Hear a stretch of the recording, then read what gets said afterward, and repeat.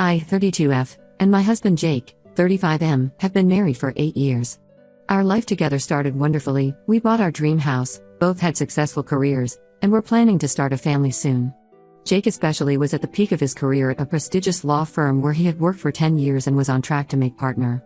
The firm was started by his father's college friend, and everyone assumed Jake would follow in the founder's footsteps.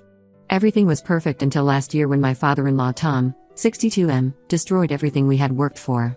To understand how we got here, I need to explain some background about Tom. He immigrated to this country with nothing but a high school education and started working in construction.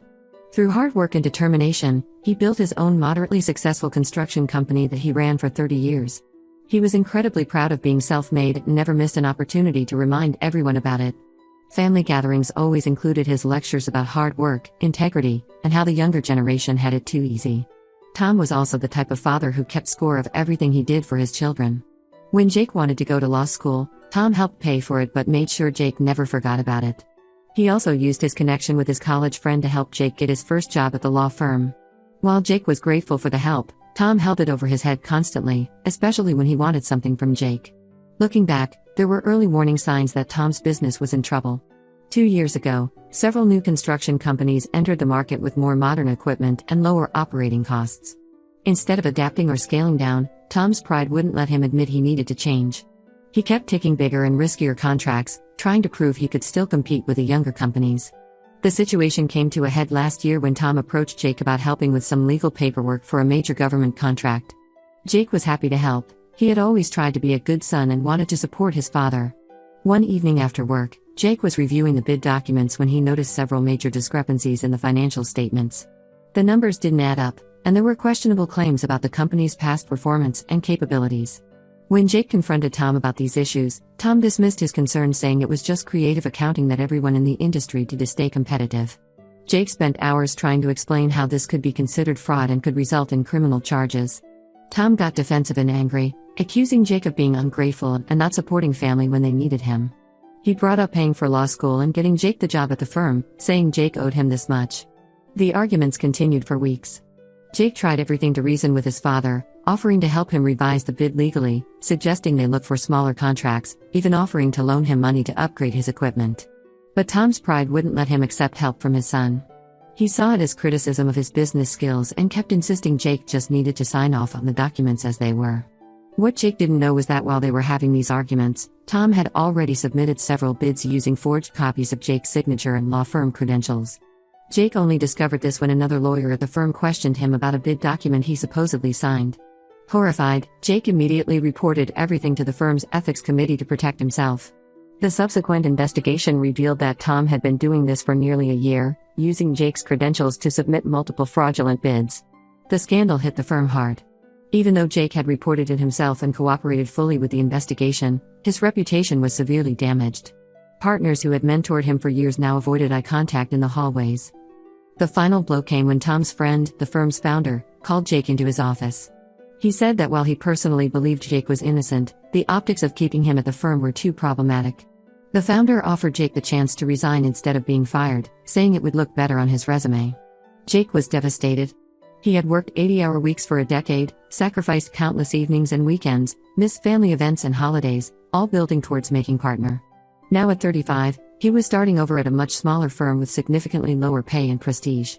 All because his father couldn't admit his business was failing and instead chose to drag his son down with him.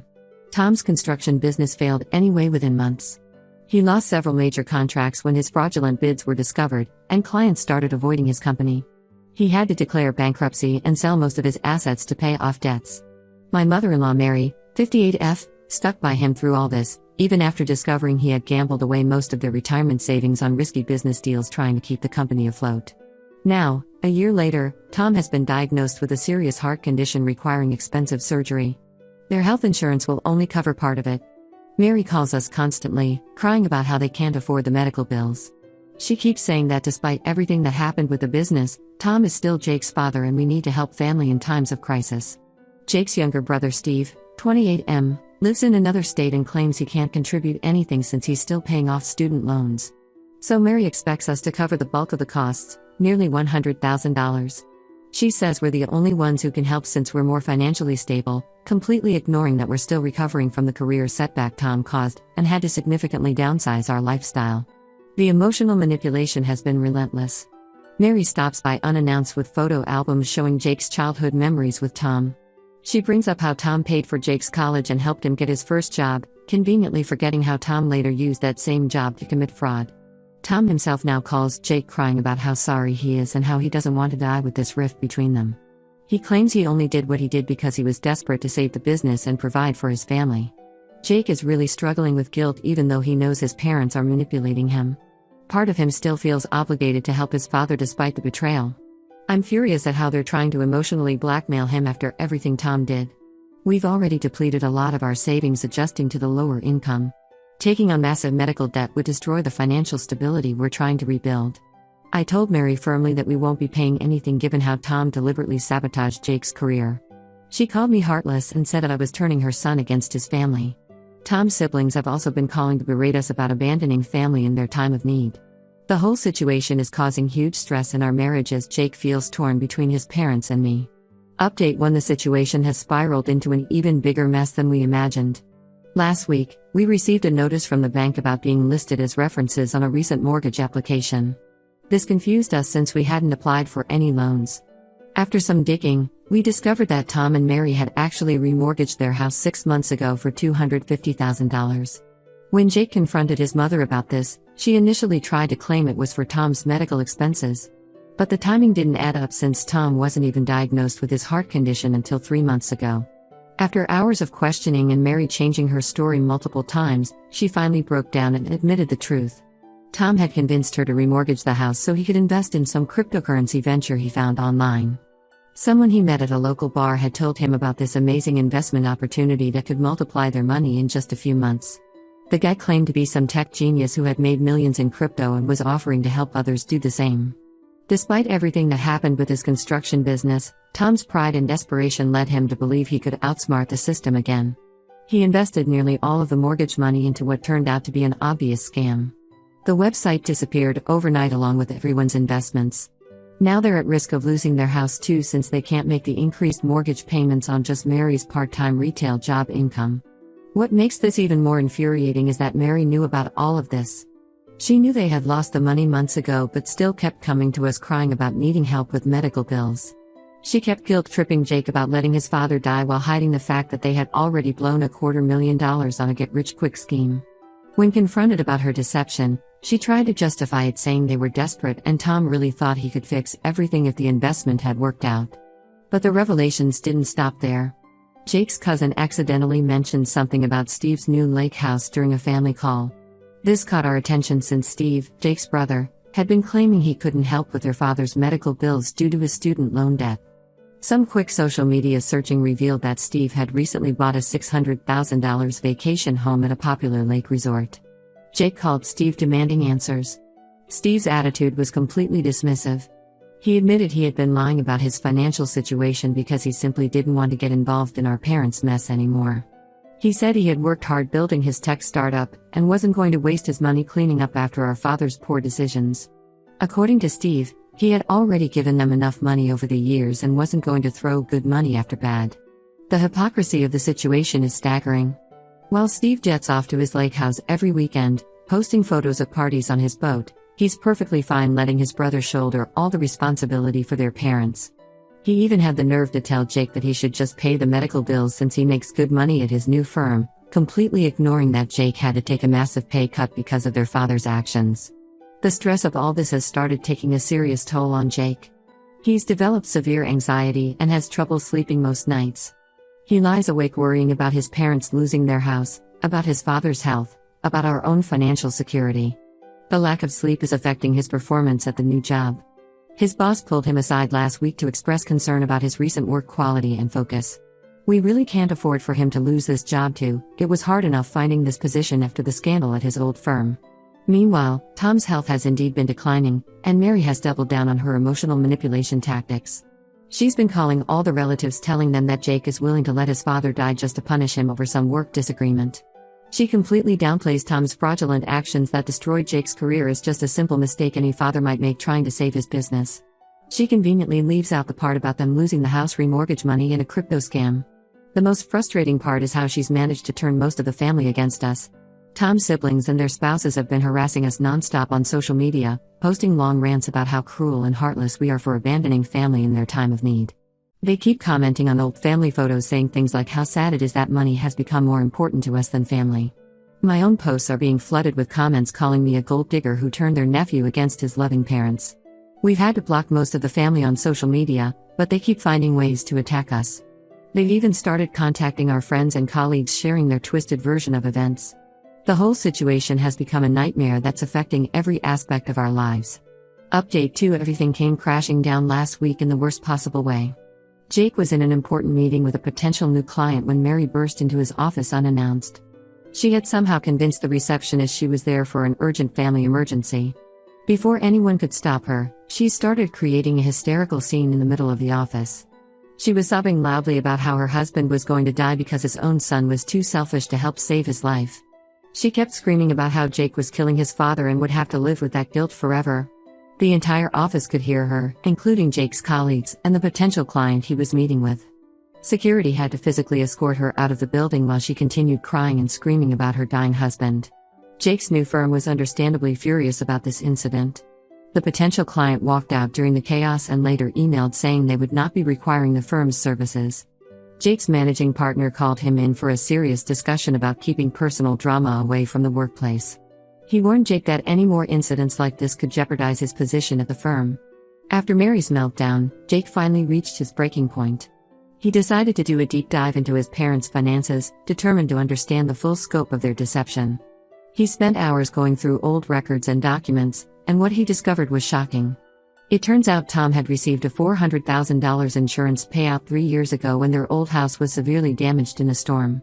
Tom never told anyone about this money, not even his children. He had always claimed the insurance barely covered the repairs. But Jake found the original settlement documents showing the full payout amount. Instead of using this money to save his failing business or secure their retirement, Tom had secretly gambled most of it away at local casinos. Bank records showed regular large cash withdrawals followed by visits to casinos in neighboring states.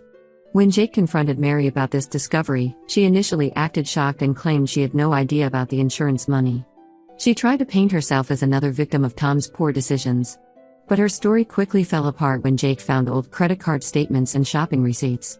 In the months following the insurance payout, Mary had gone on several expensive shopping sprees, buying designer bags, jewelry, and even a luxury cruise for herself and her sisters. The level of deception was staggering. While they were blowing through hundreds of thousands in insurance money, they were still asking Jake for regular financial help, claiming they were struggling to make ends meet. They had been lying to everyone about being responsible with money while making reckless decisions for years. Even now, they were trying to manipulate Jake into paying massive medical bills while hiding their history of financial irresponsibility. What made everything worse was finding emails between Mary and Steve from that time period. While Steve now claims he never knew about any family financial issues, the emails showed he was fully aware of the insurance payout and their parents' spending habits. He had actually advised them on how to hide the money from Jake because he knew his brother would try to make them use it responsibly. All this time, we thought Mary was just enabling Tom's poor decisions. Now we realize she was an active participant in the deception. She wasn't just covering for Tom's mistakes, she was making her own selfish choices while letting her son shoulder the burden of supporting them. Now they expect Jake to sacrifice his own family's financial security to bail them out yet again, as if all their past lies and manipulation never happened. Update 3: After weeks of intense discussions and many sleepless nights, Jake finally made the difficult decision to completely cut contact with his parents. The constant emotional manipulation was destroying his mental health and putting severe strain on our marriage. We could see our relationship starting to crack under the pressure of his family's toxic behavior. The final straw came when we discovered Mary had been spreading vicious rumors about me at my workplace. She somehow got my work email address and sent a long message to my entire department claiming I was a controlling wife who had turned her son against his dying father for money. Thankfully, my supervisor was understanding, but it was deeply humiliating having my private family drama exposed to my colleagues. We took decisive action after that incident. We changed our phone numbers, blocked their email addresses, and moved to a different neighborhood on the other side of the city. We also had our lawyers send them a formal cease and desist letter warning them about potential legal consequences if they continued harassing us at our workplaces. A month after we went no contact, we heard through Steve that Tom had gotten his surgery anyway. It turns out Mary's brother had sold some valuable property he owned in Florida and agreed to pay for the entire procedure. They never actually needed our money that urgently, it was just another manipulation tactic trying to force us to resume contact and regain control over Jake. The irony of the situation hit hard. All those months of guilt-tripping, emotional blackmail, and public humiliation were completely unnecessary. They had other options for funding the surgery but chose to torture Jake psychologically instead, perhaps as punishment for him not enabling their previous financial schemes. Jake's new firm has been surprisingly supportive after learning the full story of his father's fraud and his mother's harassment. His managing partner even pulled him aside last week to discuss a potential path to partnership. It would take another 3 to 4 years of hard work, but knowing there's a future here has helped Jake regain his professional confidence. We've been slowly rebuilding our lives and our savings without the constant drama and guilt trips from his family. Jake started sleeping better, his anxiety has improved significantly, and we're finally able to focus on our own goals again. We're even starting to revisit our plans about having children, something we had put on hold during all this chaos. Steve still updates us occasionally about their parents, though we've made it clear we don't want to hear unless it's truly urgent. Apparently, Tom made a full recovery from the surgery but hasn't changed his behavior at all. He spends his time badmouthing Jake to anyone who'll listen, painting himself as the victim of an ungrateful son who abandoned him in his time of need. He conveniently leaves out the part about destroying Jake's career and gambling away their insurance money. Mary has been telling family members that I must have some dirt on Jake and am blackmailing him to stay away from his family. Some relatives who initially sided with them have started reaching out to apologize after seeing their continued pattern of lies and manipulation. But we're maintaining firm boundaries with everyone who enabled their behavior. Looking back, going no contact was the best decision we could have made. The peace and stability we've gained in our lives since cutting ties has been worth all the family drama. We're finally free to focus on our own future without being dragged down by their toxic behavior and endless demands.